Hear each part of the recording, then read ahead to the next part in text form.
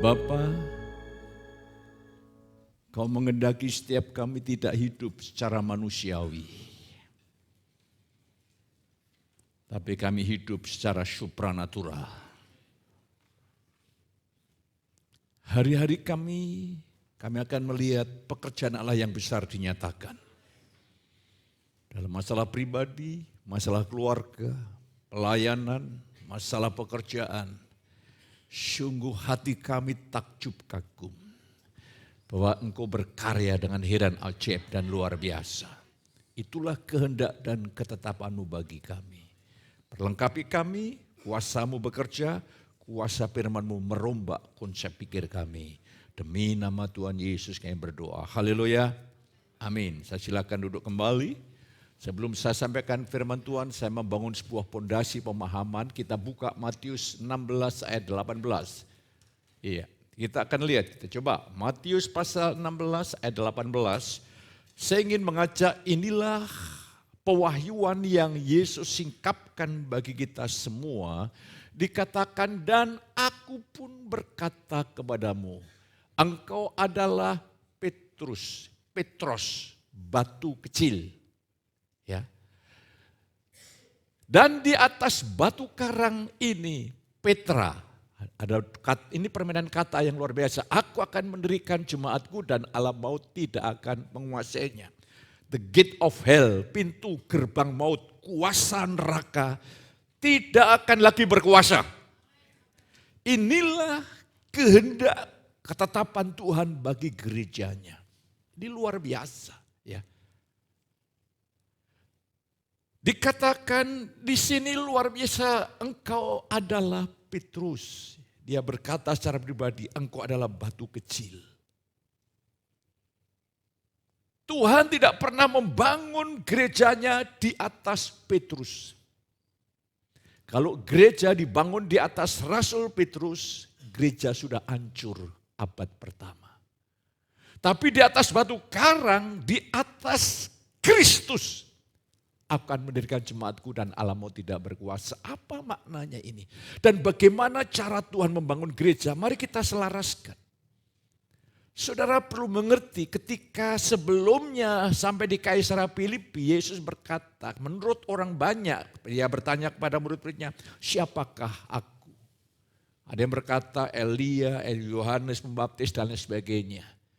Tapi Tuhan bertanya sama Petrus, siapa aku menurut kamu? Engkau adalah Mesias, anak Allah yang hidup. Ini pemahaman ini perlu dibaharui. Karena orang Israel tidak akurat. Dia memahami Mesias hanyalah tokoh politik yang bisa melepaskan mereka dari kerajaan-kerajaan yang bersifat duniawi. Mereka sampai tertutup bahwa Mesias di dalam Yesaya 53 adalah Mesias yang menderita, harus mati di atas kayu salib. Itulah sebabnya sampai sekarang sebagian besar umat Yahudi menolak Yesus. Pengertian kita perlu dibaharui. Dan terus dibaharui oleh kebenaran firman Allah. Di atas batu karang, Petrus berkata batu yang dibuang oleh tukang bangunan itu menjadi batu penjuru. Paulus berkata tidak boleh orang meletakkan dasar fondasi yang lain selain Yesus. Tidak boleh.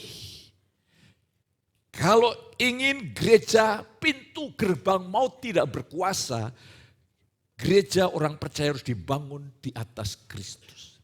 Lah di atas batu karang ini artinya apa? Bagaimana cara Tuhan membangun gereja? Sebelumnya Petrus mendapat pewahyuan, engkau adalah anak Allah. Anak Allah itu kalau saudara melihat kitab Daniel itu sesuatu yang ilahi. Dan engkau Mesias yang telah dijanjikan kepada nenek moyang kami. Dan Yesus berkata, berbaikilah kamu Petrus. Karena pemahaman batin, pengetahuan batin seperti ini bukan hasil daripada pendidikan manusia. Ini adalah pewahyuan dari Bapa. Jadi hari ini kalau engkau mengerti bahwa Yesus adalah Tuhan Juru Selamat, berbahagialah saudara. Karena engkau bukan diajar oleh pendeta, engkau langsung mendapat pewahyuan dari Tuhan.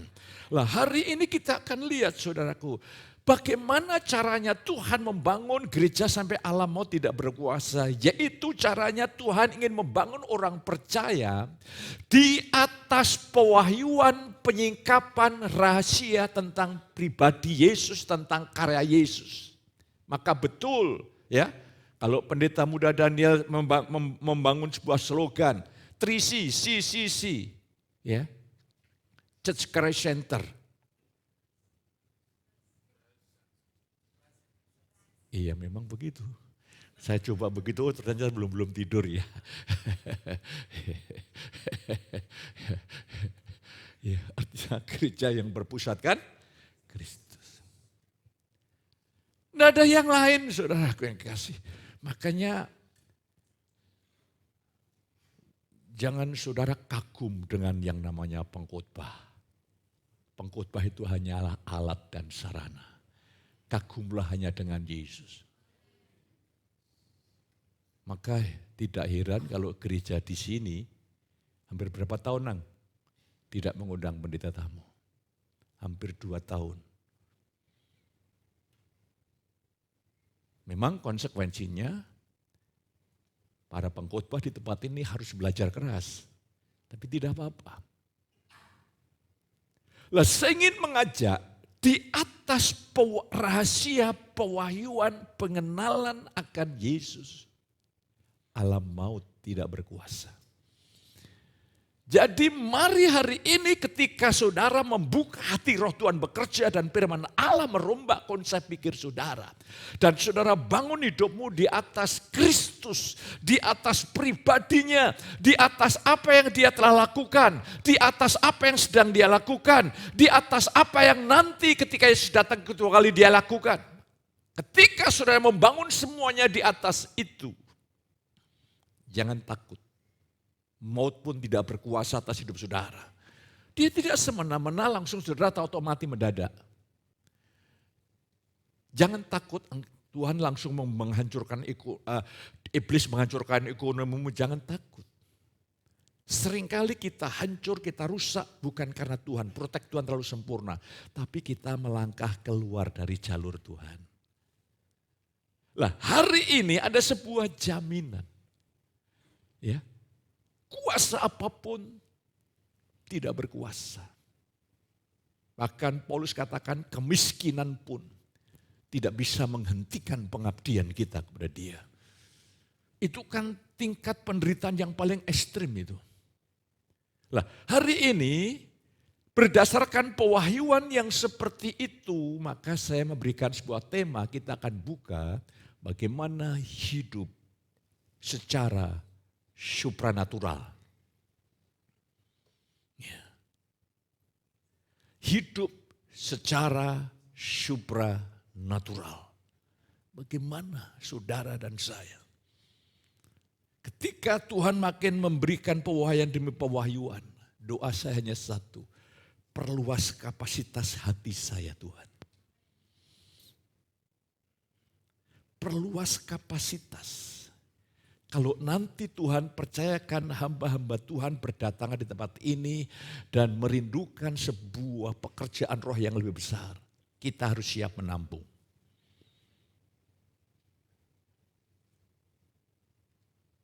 Dan semua jemaat pelayan-pelayan dipersiapkan. Kalau sampai titik tertentu Allah bikin lawatan yang besar, orang pada bertobat berbondong-bondong di tempat ini. Pastikan ratusan orang yang di tempat ini terhandle dan semuanya bertumbuh di dalam anugerah Tuhan. Ketika kita sedang memperlengkapi, mempersiapkan diri, pasti Tuhan bekerja. Satu contoh yang sederhana, ya. Kalau anak saya nanti keliling dunia, itu mungkin. Karena bahasa Inggrisnya bagus. Makannya juga sudah sesuai sedikit gitu loh. Ya. Lah kalau saya suruh keluar negeri, makanan saja, ya, jenis Javanese. Kalau tidak makanan nenek moyang, itu rasanya belum makan gitu. Itu saya. Jadi semua harus dipersiapkan. Maka anak saya bilang, Pak, saya ingin lagi untuk mendalami conversation Inggris yang begitu aktif. Kerjain. Sebab harus dipersiapkan. Kalau tidak, saudara kasih, bahayalah. Jemaat, siapkan dirimu untuk dipakai Tuhan. Amin. Bukan hanya saya diberkati, saya makin happy, makin fun. Enggak, bukan itu. Bersiaplah karena Tuhan ingin melibatkan saudara dalam misi keselamatan, juga dalam pembangunan tubuh Kristus. Libatkan di dalamnya, itu sama dengan engkau mencari kerajaan Allah serta kebenarannya. Maka semua yang dikejar oleh orang-orang dunia ini akan diberikan kepada saudara. Saya pernah memperkatakan di Demak, ada seorang pengusaha muda. Saya disuruh berdoa dan saya berdoa. Jauh-jauh sebelumnya saya sudah berdoa, Tuhan kasih firman. Dan saya katakan, orang berdosa disimpan untuk orang benar. Dan orang benarlah yang menikmatinya. Lakukan itu dengan tetap kamu fokus kepada Tuhan. Dia terheran luar biasa, Pak. Kami membangun bisnis. Ada teman-teman yang tidak seiman itu, mau mendukung, mensupport dana, mau kerjasama begini, begitu. Sebetulnya kita diberi otoritas yang luar biasa. Tapi karena konsep pikir kita yang belum dibaharui, akhirnya kita ini tidak menikmati. Dan di sini pagi hari ini, supranatural, hidup secara ilahi, secara luar biasa. Orang akan cemburu nanti melihat saudara. Orang akan cemburu melihat keluarga saudara. Orang akan cemburu melihat anak-anakmu, cucu-cucumu, keturunanmu. Itu Tuhan akan kerjakan. Ya. Contoh yang jelas, kalau sudah baca kitab Kejadian 26. Orang-orang Filistin cemburu melihat hidupnya anak opa Abraham. Lihat Ishak, sangat cemburu. Lah bagaimana kita hidup secara supranatural, mari kita buka bersama-sama di dalam Roma pasal yang ke-8 ayat 5 sampai 6. Roma pasal 8 nanti itu firman yang sangat dahsyat. Ini puncak Injil yang Paulus bagikan, itu kata para teolog. Dan di sini kita akan diajar bagaimana hidup menurut roh. Kita baca ayat 5 sampai yang ke-6.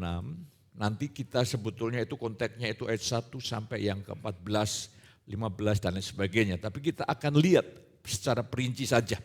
Kita baca Roma 8 ayat 5 yang ke-6, 2, 3. Sebab mereka yang hidup menurut daging memikirkan hal-hal yang dari daging. Mereka yang hidup menurut roh memikirkan hal-hal yang dari roh. Karena keinginan daging adalah maut, tetapi keinginan roh adalah hidup dan damai sejahtera. Saudaraku yang kasih, ini sesuatu yang luar biasa, saudara yang kasih. Saya ingin mengajak sebagai anak-anak Allah yang telah lahir baru. Tuhan telah mengaruniakan kepada saudara dan saya sifat kodrat ilahi. Ya. Dalam 2 Petrus 1 ayat ke-4 jelas. Tuhan telah memberikan kepada saudara sifat kodrat ilahi. Makanya saudara tidak cocok berbuat dosa lagi, itu tidak cocok. Katakan amin. Tidak cocok. Kalau bahasa Jawa kuno, wagu. Tidak cocok. Di sini dikatakan kita telah mengambil sifat kodrat, itu adalah bentuk objektif. Tapi sebelum saudara percaya Yesus di dalam Roma pasal 5 ayat 19, karena dosa Adam, saudara saya disebut orang berdosa. Itu juga bentuk adjektif. Kita manusia sebelum kenal Yesus memiliki sifat kodrat dosa. Tindakan dosa ini ekspresi dari sifat kodrat dosa. Jadi saudara, perbedaannya antara dulu sebelum kenal Tuhan dan sekarang kenal Tuhan itu seperti bumi dan langit. Dulu kita kegelapan, sekarang kita adalah terang. Dulu kita orang berdosa, kita sekarang orang benar. Dulu kita tertekan stres depresi, sekarang kita lebih daripada pemenang. Ini harus saudara melihat, ini pekerjaan anugerah ini, pujian anugerah. Seperti saya dan pendeta muda Danes ini kayak hanya alat pemberita saja. Yang penting bukan yang menanam atau yang menyiram, yang penting itu Tuhan yang memberi pertumbuhan. Lah di sini mari lihatlah identitas saudara. Saudara ini telah memiliki sifat kodrat ilahi. Ya. Ketika saudara lahir baru, dulu kita memiliki sifatnya Adam. Setelah lahir baru, saudara dan saya menerima hidup yang baru. Bukan aku, melainkan Kristus. Saudara tahu hidup Kristus itu hidup yang telah dimuliakan, yang telah menaklukkan segala sesuatu. Dan sekarang Yesus yang di dalammu akan menaklukkan segala sesuatu di dalam dan lewat saudara.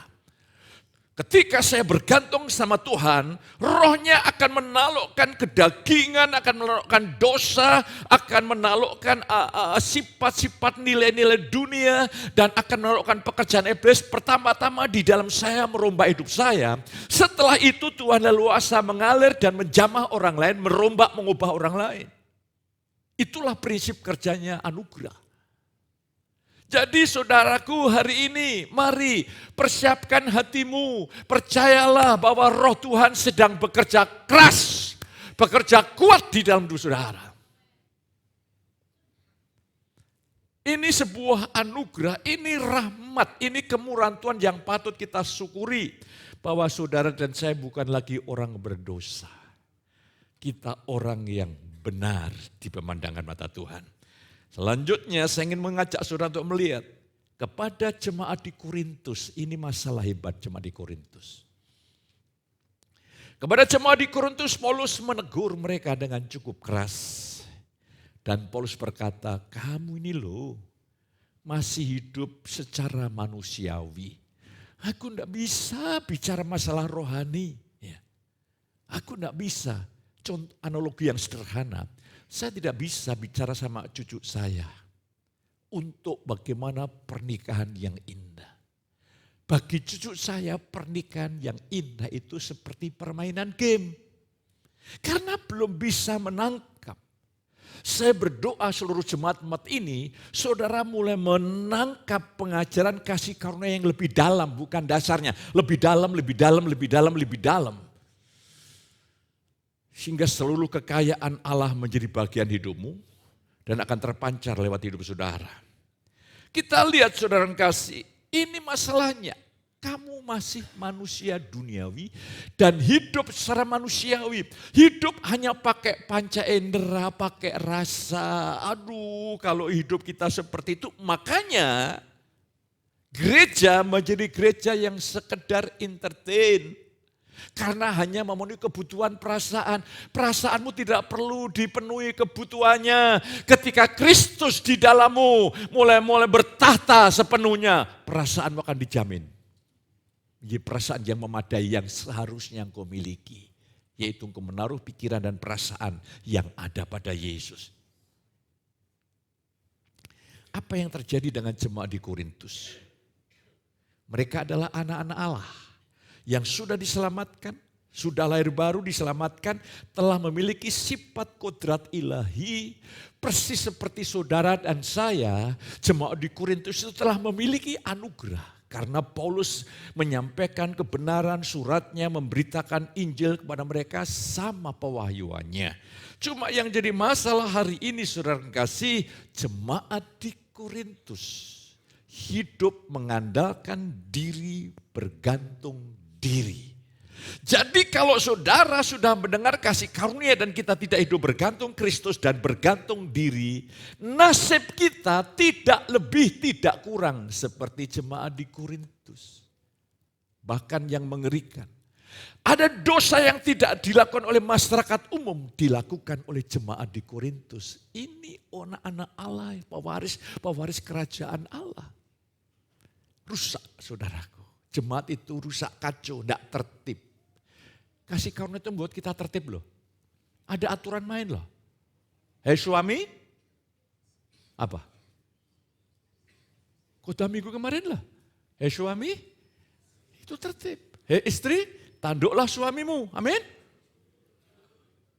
Oh puji Tuhan, saudara belum tertidur. Ada tertib hidup. Kalau ingin memilih tua-tua, harus ini ada aturan mainnya yang tertib. Ya. Lah, saya ingin mengajak saudara untuk melihat di sini. Masalahnya jemaat di Korintus hidup memusatkan diri, mengandalkan diri. Pendapat diri, wah ini kacau saudaraku. Kalau gereja, para pelayan yang terlibat masih egoistik, masih daging, itu kacau banget. Bahkan cenderung rusak. Tapi saya bersyukur anugerah Tuhan membuat saudara bertumbuh di dalam kasih karunia. Lah, terus selanjutnya secara cepat saya ingin cepat saja. Kepada anak-anak Allah di Roma, luar biasa. Paulus mendorong mereka untuk hidup menurut roh dan bukan menurut daging. Dari sini saya dapat menyimpulkan kehidupan orang Kristen itu ada dua kelompok. Yang satu hidup menurut roh, yang satu hidup menurut daging. Kita bisa melihat dari mana? Dari buahnya. Orang yang Kristen yang hidup menurut daging itu hasilnya maut. Nanti seperti apa? Saya jelaskan. Orang yang hidup menurut roh itu hasilnya hidup. Jadi perbedaannya antara perbandingan hidup dan maut. Saudaraku, Tuhan tidak ingin kau hanya berwacana. Bicara masalah karunia, saudara mungkin dengan teman-teman atau dalam care group, wah saudara fasih. Dan saudara memunculkan pertanyaan-pertanyaan yang sangat dalam, itu bukan tanda. Tandanya apakah kehidupan, ini hidupnya Kristus maksudnya. Sejahtera ataukah maut. Itu tanda, dari buahnya lah kamu akan tahu pohon itu baik atau tidak. Lah, di sini Tuhan ingin membawa saudara semuanya bertumbuh.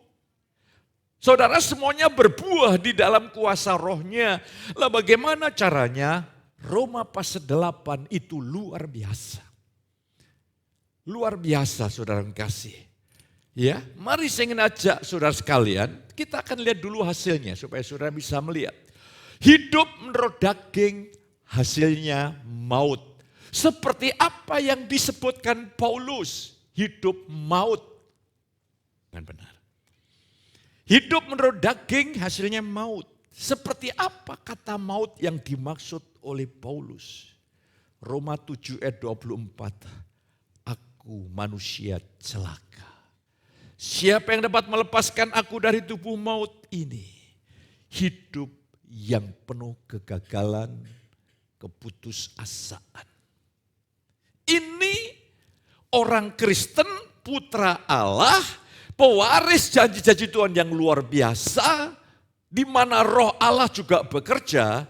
Tapi ketika orang Kristen hidup mengandalkan diri seolah-olah mengabaikan Tuhan, apa yang terjadi? Aku manusia celaka. Ini bukan hidup orang seperti ini, bukan hidup yang Tuhan maksudkan. Dia tahu yang baik, dia tidak mampu melakukannya. Tahu yang jahat, tidak punya kuasa menolaknya. Makanya Paulus katakan, aku ingin berbuat yang baik sebagai orang yang sudah lahir baru, punya keyakinan yang baru, tapi tidak bisa mengatasi hukum dosa yang ada di dalam anggota tubuhnya. Aku ingin berbuat baik, justru dosa yang kulakukan. Kalau begitu bukan aku yang melakukan. Bukan aku yang baru yang melakukan. Tapi dosa yang melakukannya. Lah, ini apakah pengalaman saudara? Atau kalau engkau mengalami seperti itu, pagi ini pagi anugerah yang besar bagi saudara. Betul. Saudara mulai melihat kalau ini ya saya tahu karakter saya tidak bagus. Tapi kok tidak bisa dirubah ya. Hari ini Tuhan mengubah. Tuhan berikan jaminan untuk saudara berubah. Ya. Jadi mari jangan sampai orang-orang Kristen punya pengalaman di Roma pasal yang ke-7. Saya bersyukur Paulus dengan jujur, dengan pewahyuan roh. Ini kalau bukan pewahyuan roh tidak mungkin.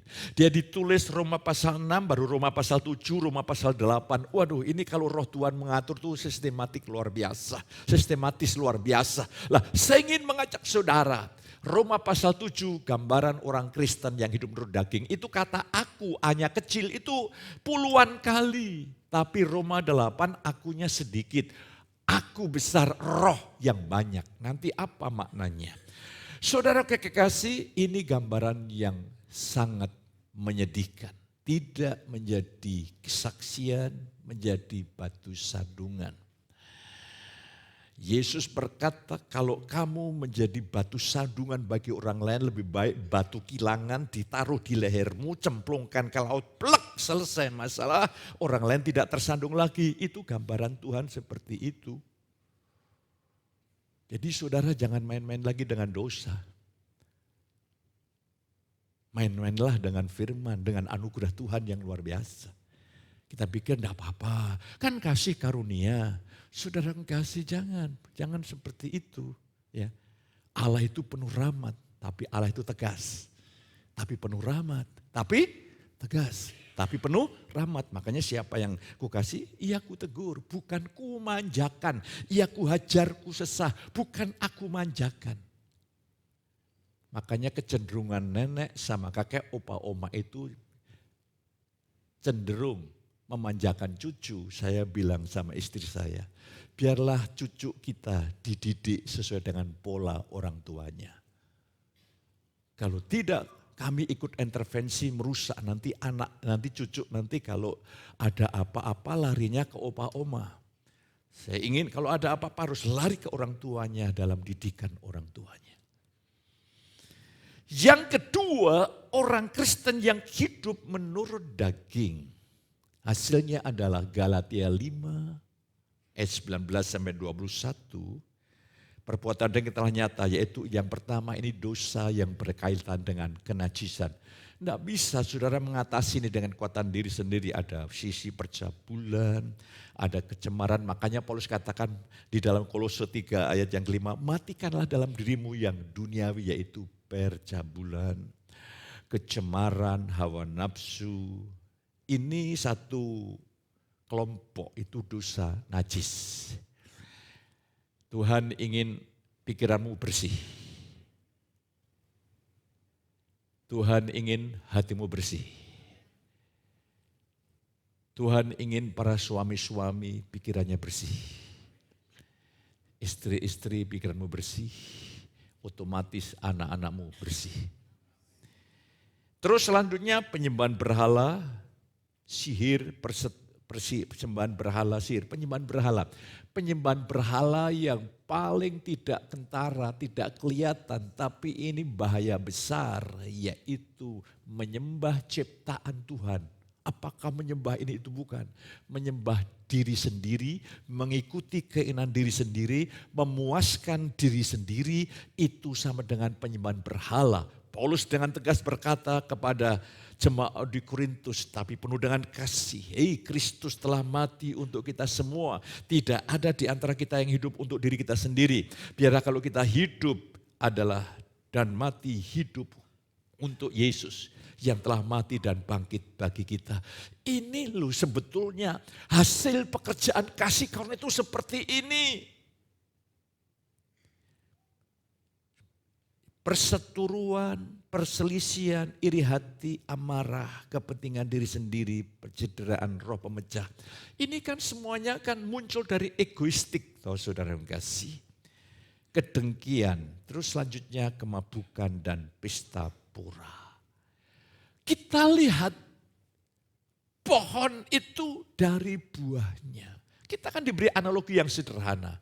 Buah mangga itu selalu menghasilkan buah mangga. Tapi sekarang ini heran saya melihat.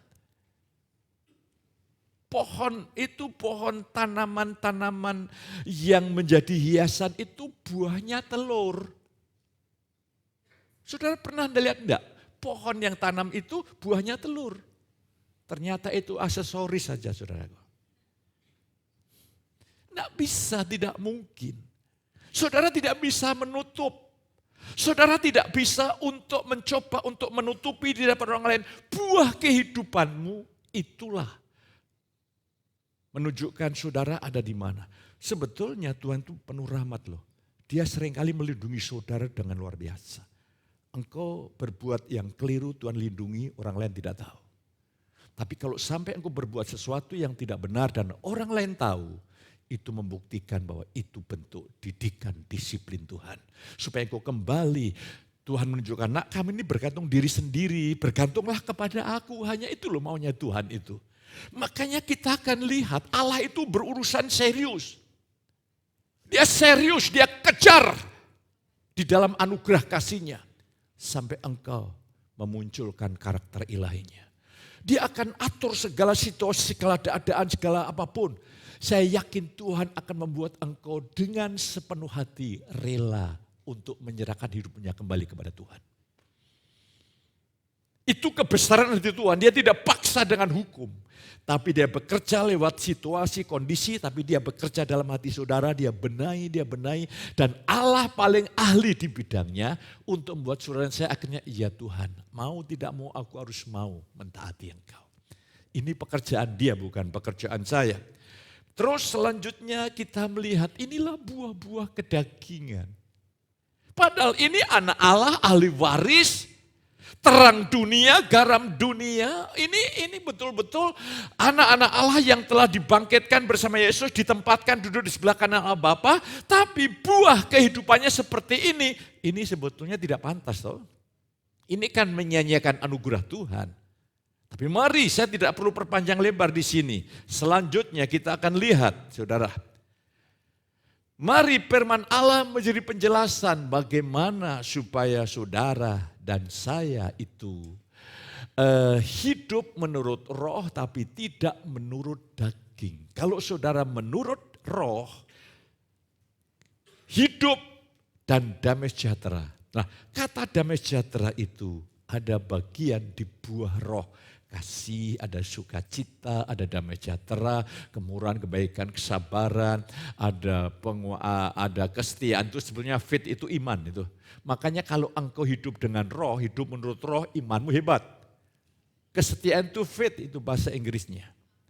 Tapi kalau hidup menurut daging, iman kita hancur. Terus kelemah lembutan, penguasaan diri. Penguasaan diri itu buah pekerjaan roh. Semakin kau melekat dia, penguasaan diri akan mengalir. Ya. Banyak orang yang selalu hidupnya resah saja. Resah saja, tenang. Orang yang bisa menguasai diri. Engkau tenang dimanapun kau berada, kapanpun kau berada. Karena engkau bersama Yesus. Lah kita melihat di sini, mari hari ini saudaraku. Firman Allah menjadi penjelasan bagaimana saudara saya hidup menurut roh, itu semua ada di Roma pasal 8. Roma 8 ayat yang ke-5, orang yang hidup menurut roh memikirkan. Kata memikirkan ini verb indikatif, present. Ini sebuah tindakan sengaja terus menerus. Ini pekerjaan seperti saudara makan,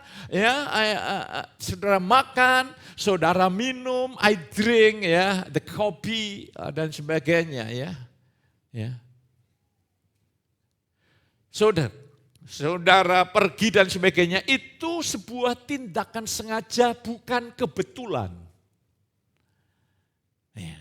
Jadi saudara harus bertindak secara sengaja. Untuk men-setting pikiran, memfokuskan pikiran kita, mengarahkan pikiran kita, memang pertamanya mungkin perlu penyesuaian, agak ada ketegangan. Tapi lama-lama lebih mudah, lebih sederhana.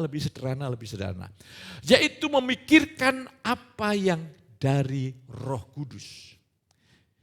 Saudara perlu melihat, saudaraku, memfokuskan pikiran untuk memikirkan hal yang dari Roh Kudus. Roh Kudus itu membawa saudara dan saya untuk berfokus kepada Kristus. Dan memuliakan Kristus. Roh Kudus Tuhan tidak berbicara dari dirinya sendiri. Tapi dia berbicara menyampaikan apa yang dari Tuhan, apa yang telah dilakukan oleh Tuhan, apa yang sedang dilakukan oleh Tuhan, apa yang akan dilakukan oleh Tuhan. Dikatakan dalam Yohanes 16:14, ia akan memuliakan aku sebab ia akan memberitakan kepadamu apa yang diterimanya daripadaku. Jadi Roh Kudus Tuhan, saudara bisa mengerti Kristus hanya pekerjaan Roh Kudus. Saudara mengerti firman hanya pekerjaan Roh Kudus. Dan keselamatan di dalam perjanjian baru itu sampai kepada saudara. Itu kebenaran objektifnya adalah, yes, engkau percaya tidak percaya tetap benar. Yesus mati atas kayu salib itu fakta ilahi. Tapi fakta ilahi itu saudara alami, itu kebenaran subjektif, itu karena pekerjaan Roh Kudus. Lah, keselamatan dalam perjanjian baru itu ada 3 waktunya. Pertama adalah sesuatu yang telah terjadi, apa yang telah diselesaikan di atas kayu salib. Dan engkau cukup memandang salib, penebusan Kristus kayu salib, engkau dibenarkan, dibebaskan, dimerdekakan. Tetapi keselamatan yang kedua, apa yang Kristus sedang kerjakan di dalam hidup saudara hari-hari ini. Roma 5 ayat 10, kamu yang telah dibenarkan di hadapan Allah, diperdamaikan di hadapan Allah, kamu akan diselamatkan oleh hidupnya. Nah sekarang hidup Kristus itu di dalam saudara. Salah satu tujuan, banyak tujuan, salah satu tujuan Yesus mati tersalib adalah supaya rohnya bisa keluar dari tubuh jasmaninya. Sehingga Yesus tidak hadir lagi dalam bentuk fisik, tapi Yesus hadir dalam bentuk rohnya. Dan sekarang roh Yesus ada di dalam saudara. Itu yang akan menyelamatkan hari-hari saudara. Ada hamba Tuhan yang mengatakan kalau Anda ingin mengalami hubungan yang benar dengan Bapa, pandang salib, bersekutu dengan salib.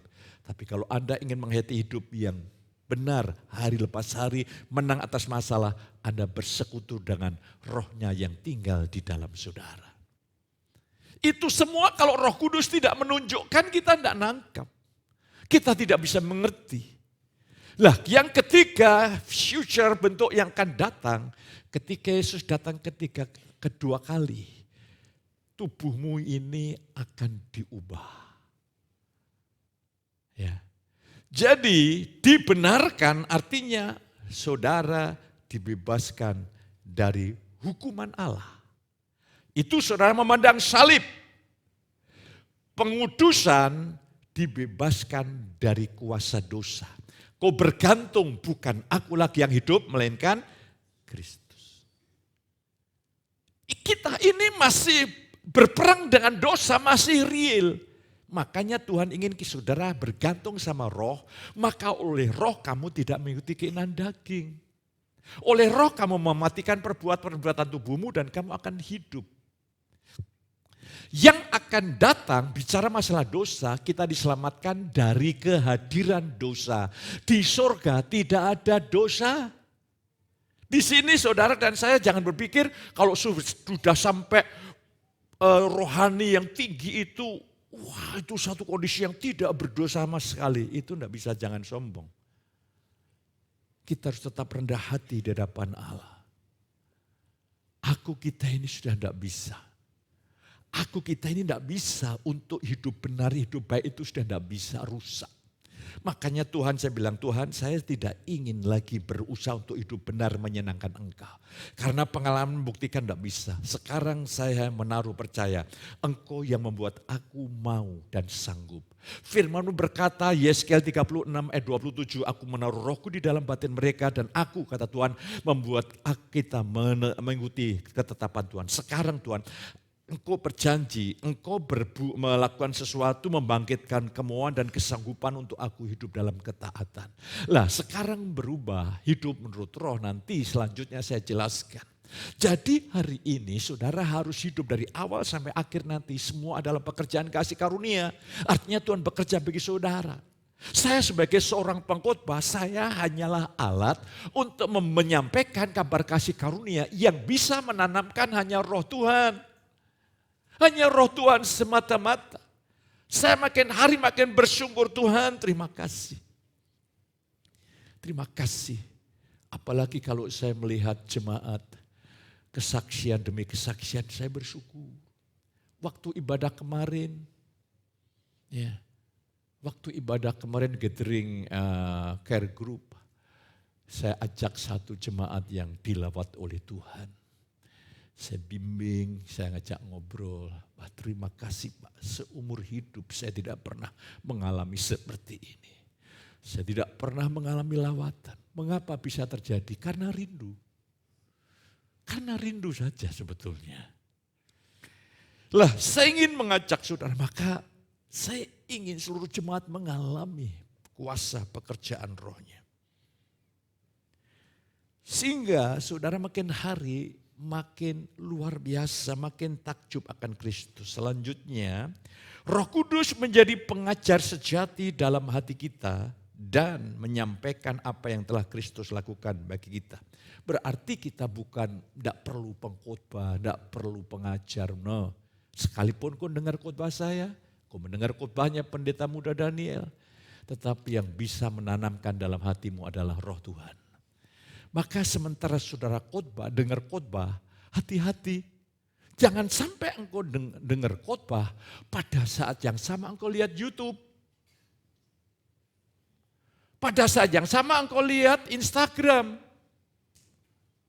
Engkau pulang bukan seperti Kristus. Engkau pulang seperti apa yang kau lihat. Ya. Di sini tidak ada yang kalau khotbah mendengarkan YouTube. Tidak ada. Karena saya tidak tahu. Haleluya. Main chattingan saudaraku. Chatting itu di rumah. Chatting.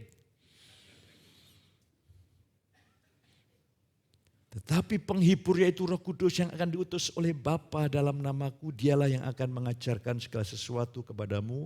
Dan akan mengingatkan kamu akan semua yang telah kukatakan kepadamu.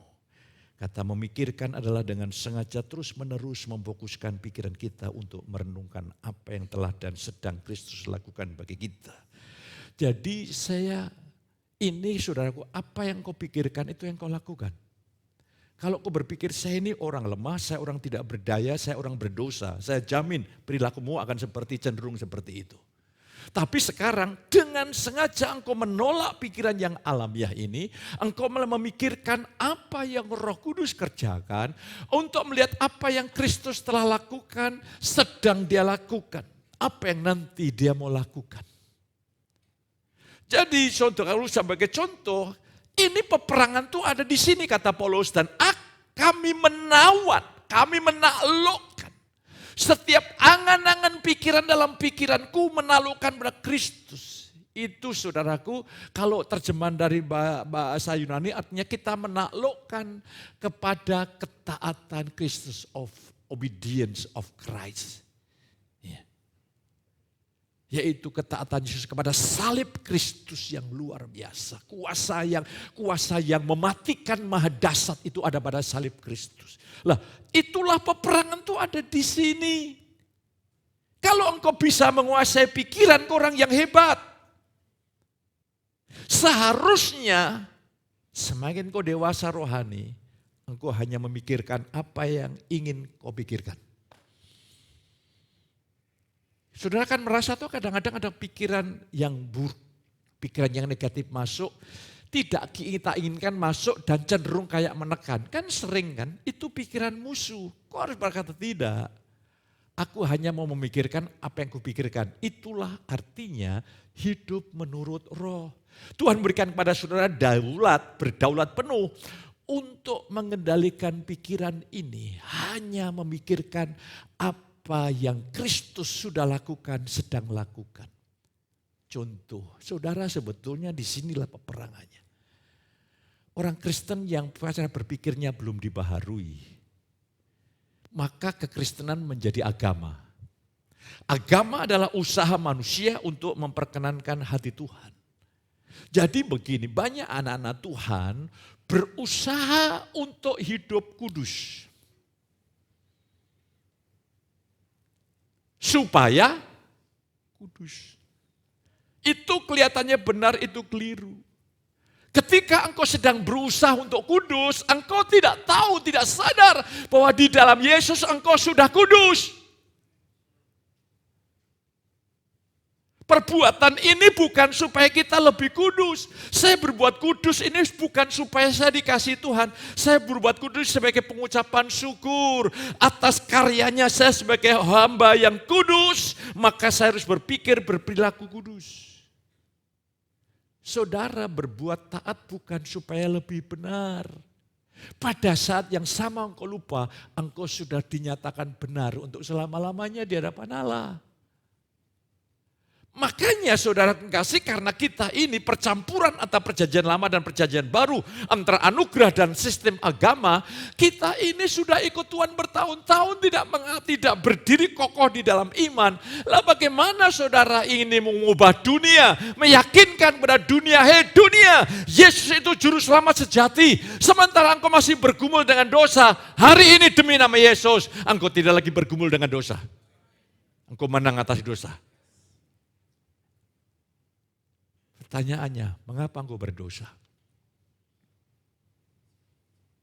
Mengapa engkau berdosa? Karena engkau lupa bahwa engkau tidak bisa menyelamatkan diri dari dosa. Coba cepat Matius 1:21. Kita seringkali mengganti posisi Yesus. Iya, dikatakan di situ begini. Ia akan melahirkan anak laki-laki dan engkau akan menamakan dia Yesus karena dialah yang menyelamatkan siapa? Dia disebut juru selamat. Selama ini engkau ingin lepas dari dosa, tanpa Yesus berarti kita yang menjadi juru. Saudara tidak bisa jadi juru selamat, paling-paling bisanya jadi juru kunci. Tapi juru selamat itu adalah pekerjaan dia semata-mata. Semakin engkau mengandalkan dia, semakin memikirkan, ya di dalam Kristus aku ini tidak berusaha untuk menang. Saya tidak berdoa banyak untuk menang. Doa saya lakukan itu karena memang Tuhan punya mau dan saya bersyukur. Saya tidak berjuang untuk menang, saya lebih dari pemenang. Saudara pun demikian. Jadi hari ini kau harus berdiri teguh, bertumbuh dalam Tuhan tuh iman makin teguh, makin kokoh, makin luar biasa. Jangan sampai kita punya konsep kegerejaan yang umum. Setiap minggu dipulihkan saja. Doa untuk dipulihkan itu sudah berpuluh-puluh tahun cuma isinya jatuh, dipulihkan, jatuh, dipulihkan. Dipulihkan itu bukan dipulihkan dari sakit hati. Dipulihkan itu kita dikembalikan di dalam posisi rencana semula. Itu kata aslinya dipulihkan. Tuhan ingin melibatkan saudara dalam misi penyelamatan. Tuhan ingin memakai saudara untuk pembangunan tubuh Kristus. Tapi karena engkau lalai, engkau mulai hidup sendiri-sendiri, dipulihkan. Engkau dibawa kembali untuk melibatkan diri dalam misi keselamatan dan pembangunan tubuh Kristus. Itu arti dipulihkan. Makanya pikiran kita perlu dibaharui. Bangsa Israel sampai sekarang menolak Mesias. Yesus adalah Mesias. Karena konsep pikir disinilah bahayanya. Sebagaimana engkau berpikir, demikianlah Anda. Maka saya dan saudara harus ambil keputusan. Bangun tidur bersukacitalah. Karena bangun tidur engkau telah ditempatkan di sebelah kanan Allah Bapa. Amin. Engkau punya masalah yang rumit, masalah yang susah, yang gelisah, bersukacitalah senantiasa. Karena pada saat engkau sedang menghadapi itu, posisimu duduk di sebelah kanan Allah Bapa. Engkau punya otoritas, katakan kepada gunung ini, asal tidak bimbang. Hal itu sudah begitu jelas. Makanya pikiran kita sekarang masuk akal bahwa alam maut, pintu gerbang maut, pekerjaan neraka tidak berkuasa, masuk akal kan? Iya. Makanya pikirkanlah apa yang dari roh Tuhan. Itu tindakan sengaja. Saudara merasa lemah, aduh rasanya kok males, rasa begini. Itu bukan fakta ilahi. Itu adalah engkau berjalan dengan perasaan. Fakta ilahinya engkau lebih daripada pemenang. Fakta ilahinya engkau adalah anak Allah yang dipanggil untuk misinya. Lah seperti ini, kekristenan seperti ini naik turun enggak? Enggak. Orang Kristen kanak-kanak itu di bahasa Inggrisnya di Alkitab disebut unstabil, tidak stabil. Mengapa tidak stabil? Karena kita berjalan dengan perasaan. Jangan berjalan dengan perasaan, berjalanlah dengan fakta ilahi yaitu firman-Nya. Hari ini Tuhan berkata, engkau bahagia. Yang amin 10, engkau bahagia. Tambah lagi, engkau bahagia. Kita berikan kemuliaan bagi dia, katakan amin. Saudara lihat Yohanes 4. Tuhan berkata kepada wanita Samaria ini, kalau engkau minum air yang terbaik dari sumur Yakub ini, kalau engkau minum dari dunia ini yang terbaik dari dunia ini, dunia hanya memberikan obsesi, dunia memberikan pengharapan, tapi itu PHP. Engkau minum, itu luar biasa kalau saudara belajar bahasa ini. Kalau engkau minum air dunia ini bentuk present. Engkau minum, besok minum lagi, besok minum lagi, besok minum lagi. Dan apa hasilnya? Engkau tetap haus. Tapi kalau engkau minum air yang kuberikan itu bentuk auri, sekali engkau percaya, seharusnya engkau tidak akan pernah haus lagi. Seorang hamba Tuhan klasik menyatakan itu, engkau tidak akan pernah haus lagi untuk selama-lamanya. Itu artinya Tuhan telah memuaskan hasrat hatimu untuk selama-lamanya. Katakan amin. Saudara percaya? Tuhan telah memuaskan hasrat hatimu, katakan amin. Tapi Pak, mengapa saya belum puas? Iya, karena engkau mengharapkan kepuasan dari dunia. Dunia ini sifatnya tidak pernah memberikan kepuasan, hanya pengharapan, pengharapan palsu. Maka ada istilah dunia berkata seperti ini. Rumput di sebelah tetangga, apa? Kelihatan lebih hijau dari rumput di halaman. Itu konsep penyesatan dunia. Tapi konsep surga, rumput di halamanmu itu lebih indah daripada rumput tetangga. Itu bohong, itu iblis itu bohong. Buah pengetahuan yang baik dan jahat kok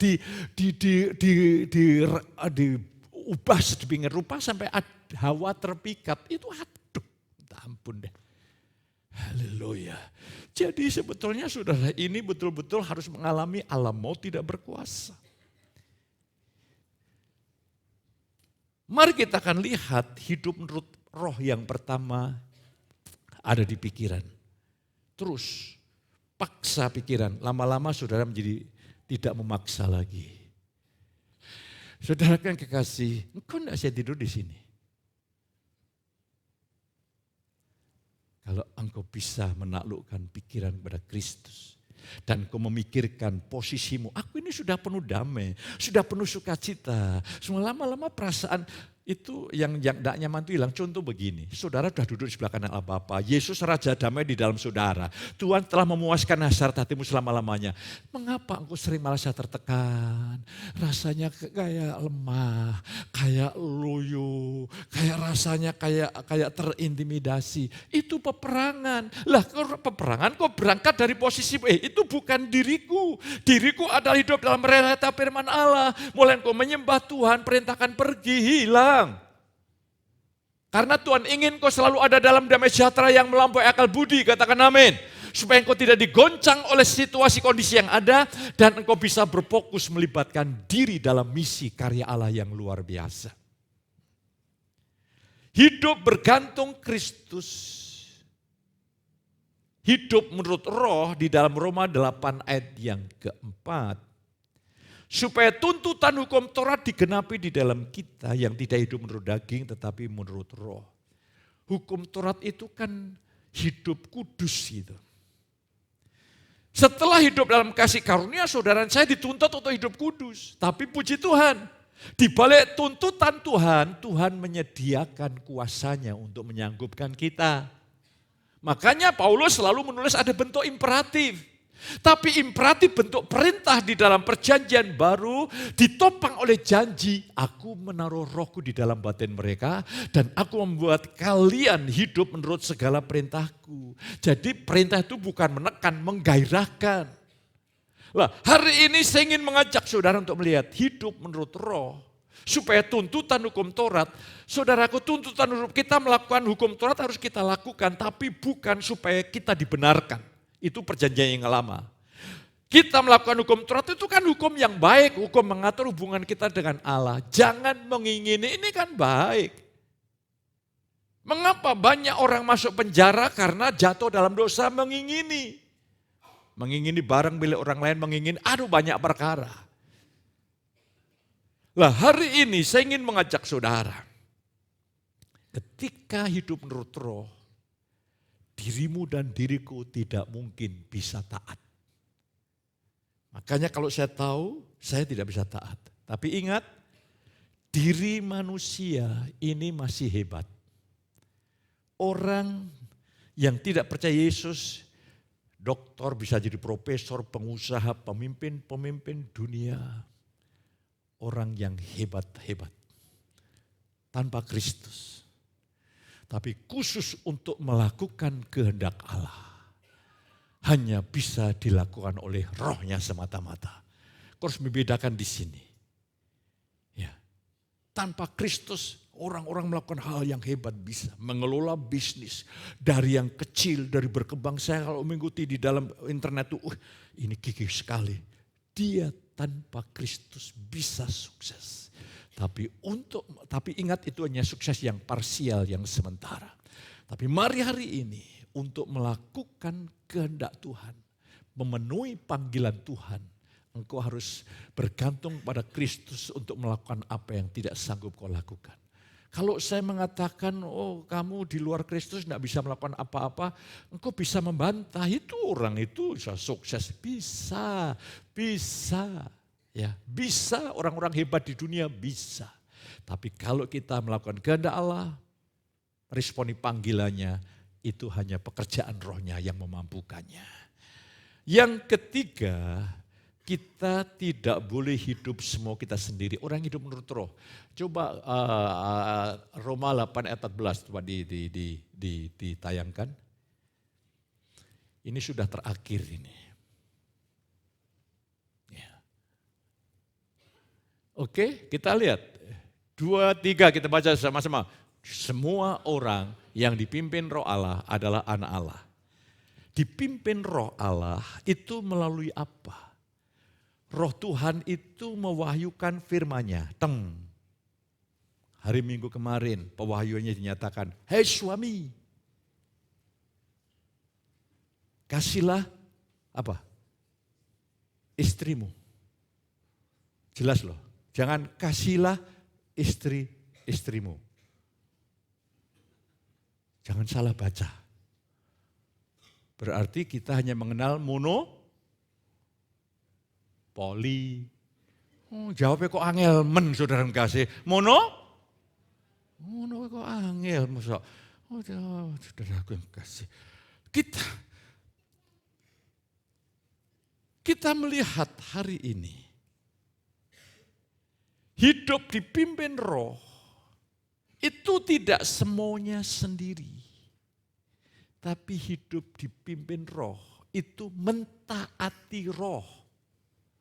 Roh Kudus menunjukkan firman, istri tunduklah kepada suamimu. Tapi Roma dikatakan di situ, sebelumnya diwarnai hendaklah kamu penuh Roh Kudus. Artinya apa? Ketika Roh Tuhan mewahyukan firman secara umum, taat. Dan ketaatanmu, ketaatan iman. Sekali lagi ketaatan iman. Ketaatan yang penuh kebergantungan kepada Tuhan. Tapi kita bukan pasif, aktif dalam kebergantungan kepada Tuhan. Tapi sebetulnya bergantung Tuhan, percaya Tuhan. Kata percaya itu kata aktif, bukan bentuk pasif. Bukan pasrah bungkuan Tuhan menolong ya terserah, Tuhan tidak menolong ya terserah. Itu bukan iman yang besar, iman ngawur. Engkau harus berjuang untuk menemukan iman. Setelah iman datang baru engkau ada dalam perhentian. Lah, di sini kita akan melihat ketika Tuhan mewahyukan caranya Roh Kudus menuntun, dia menuntun kita mewahyukan firman. Taati dengan kebergantungan pada Tuhan. Tapi ingat Roh Kudus ada di dalammu. Dia juga bisa menuntun lewat intuisi.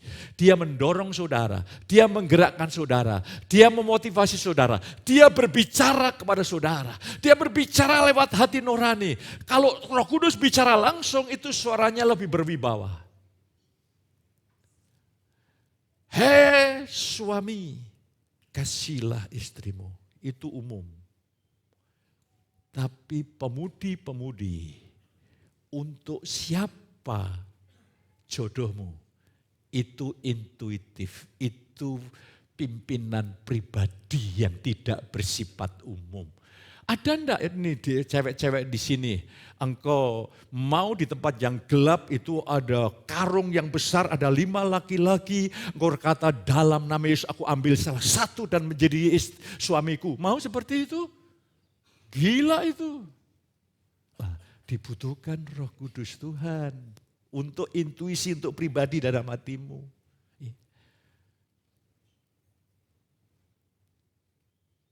Saya diam-diam juga tergoda. Tergoda punya mobil listrik. Tapi saya tidak sendiri. Ya. Saya ada istri.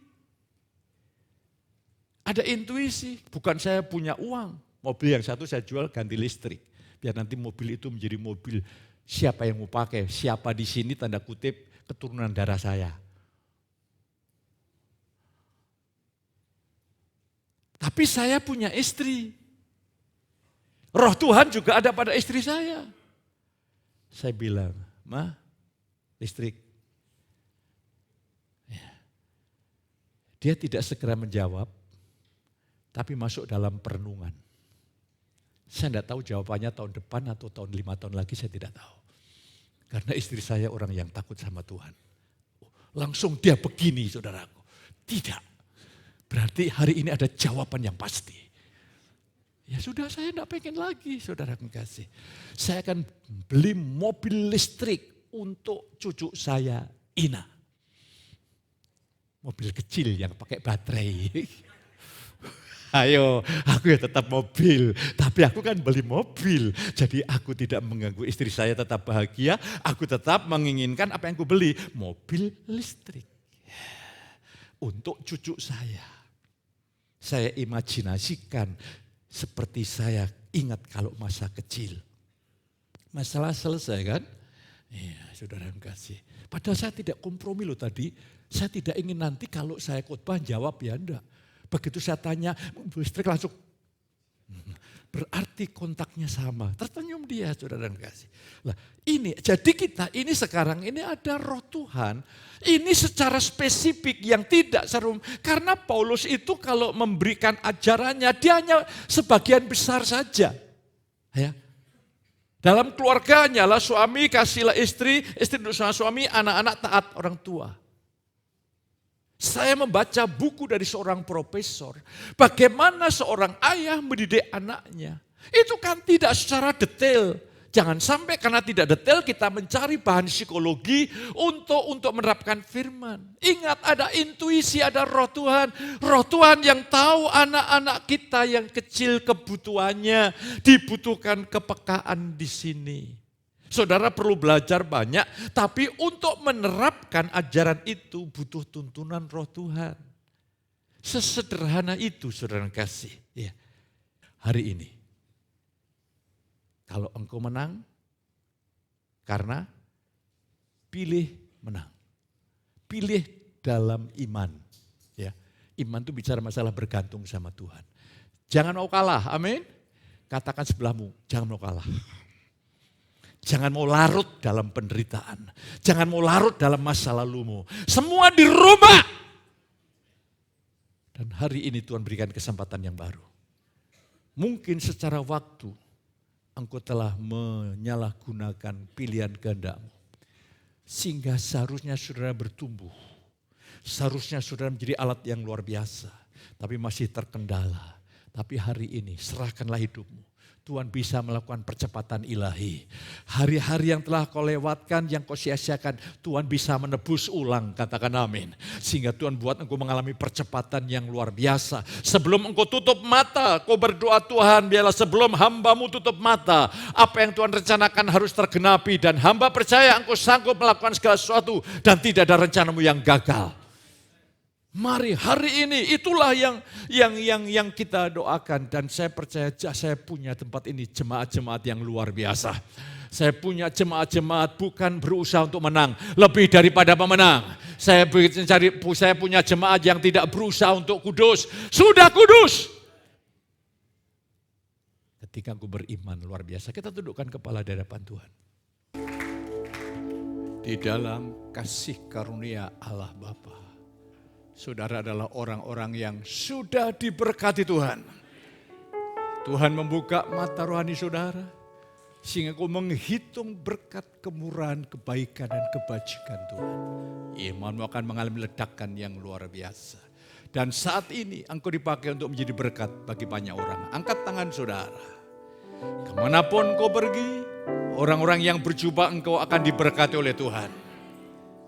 Pulanglah pagi hari ini dengan penuh sukacita di dalam berkat Bapa, kasih sayang Tuhan Yesus lewat persekutuan Roh yang Kudus mulai saudara ini pagi sampai selama-lamanya. Yang diberkati katakan sama saya.